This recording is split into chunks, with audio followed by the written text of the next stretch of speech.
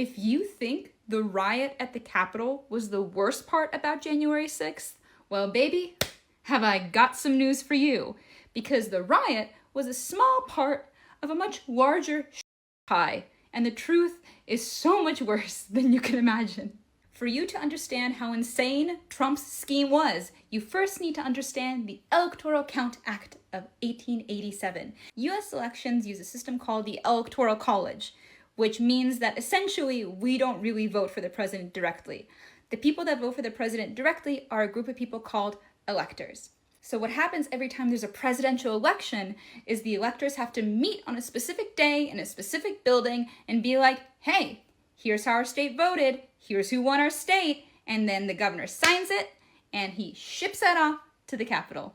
And then on January 6th, all of Congress has to come together and count those electoral votes. Now, historically, this has always been a really boring process where the president of the Senate, the vice president, stands up and says, Arkansas, 6 votes, went Republican.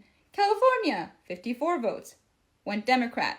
They count all the votes, bada bing, bada boom, and then that's when the actual presidential election is certified. That's the legal framework we have to use. They have to meet on Jan 6th. They have to meet for the electors. That's how that works. That's how it has to happen. Whoever got the most electoral votes becomes the president. Simple, right? Now, if you were someone who knew you lost an election but didn't want to leave the presidency, what would you do? Oh, I'll just tell you what you would do if you were Donald Trump. Here's what you would do. You would get a bunch of your Republican buddies to meet up in the states you lost, have them meet on the same day that the real electors meet, have those people lie and say they're actually the real electors, and would you look at that? You won. Now, obviously, no governors would sign on to these slates because even Republican governors aren't going to be like, I would love to sign this. I would love to participate in a coup to overthrow 250 years of American democracy. That's generally not on their to-do list, but you don't worry about that. You make them anyway. And then you would pressure your VP, Mike Pence, to use those slates of fake electors instead of the actual ones so he can certify you the winner of an election that you lost. And then you get to keep being president, even though you lost. Wow, genius. That's what you would do if you were Trump, because that's exactly what he did. Now keep in mind, this entire time, everyone around you is telling you this plan is crazy, super illegal. Everyone except you and like Rudy Giuliani and a couple other crackpot lawyers. Most people are like, you lost. This is insane. But you know what? You wouldn't let that stop you. You wouldn't let that stop you. You keep it up, champ. You, as Trump, are so confident this plan will work. When you have your lawyers discuss this, you don't even bother covering your tracks. You literally title the email, Fraudulent Elector Memo. There's just one small hiccup with your plan, which is that your VP won't go along with this because he has like some shred of a moral compass in his heart somewhere. He managed to dig it out. He's like, I'm not going to be responsible for America's downfall and the death of democracy. Yikes! I also neglected to mention, you also lie to those people that sign their name to those fake votes, because when you originally proposed this to them, they're like, we're not going to do this. This is wildly illegal and absolutely goddamn insane. So you lie to them and say, no, guys, don't worry. We're just going to use that in case we win our lawsuits, like, duh.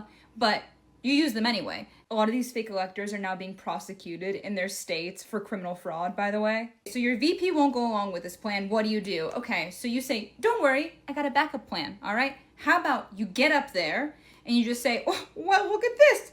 2 slates of votes. Don't know which one is real. You know what, House of Representatives? You decide who gets to be president. And this would work out well for you because when that happens, each state delegation gets 1 vote. And at the time, well, Republicans controlled more delegations than Democrats did, so you would win. Hello, genius. How about you just do that? Then it won't be like on your head. You know what I'm saying? And your VP is still like, no, absolutely not. Are you insane? So then you spend the next month trying to convince him to do this. You even call him on Christmas saying like, hey, why don't you do this for me, man? And when your VP says, hell no, you say, Mikey, You're just too honest. You're just too much of an honest man.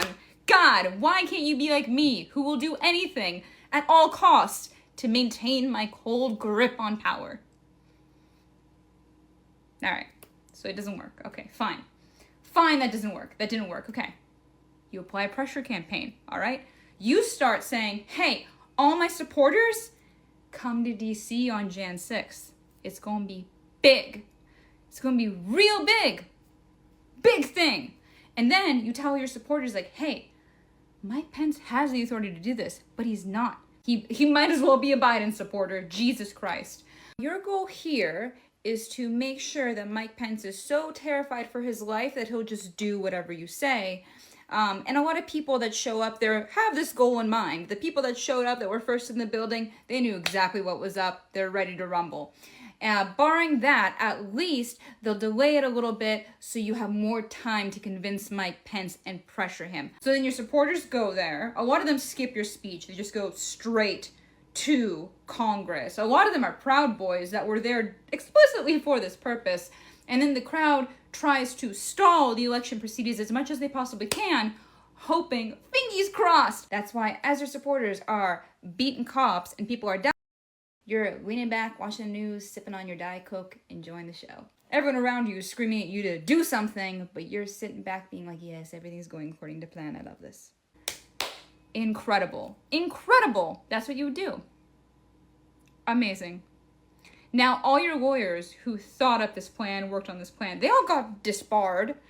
And you actually get charged for seditious conspiracy. Here's the next genius step. When you get charged for seditious conspiracy, you don't say like, I didn't do this because the evidence is overwhelming. No. Better plan. You go to the Supreme Court and say, guys, I had immunity. I was president. You can't charge a president. I'm president. You can't charge me with crimes. I was president during that time. And the Supreme Court, because they're packed with people you put on there, say, you got it, son. See, this is a galaxy brained, because now the Justice Department has to prove that actually those acts, all that fraud you did, was not in your official capacity as president, and that takes time. You can use that time to run for president again. Amazing. You do that, you win, and then the Justice Department has to drop their case because you're president now and they can't prosecute a sitting president. Amazing. Incredible. Whee! And then you get to spend all this time saying you are the victim of lawfare, even though you don't deny you did any of this, but still, lawfare. Oh. I'll leave a link to some of the court documents in the comments below, but I have to say, it reads like a goddamn crime drama. If you are at all interested in like juicy details, I highly recommend reading it because it is absolutely bonkers.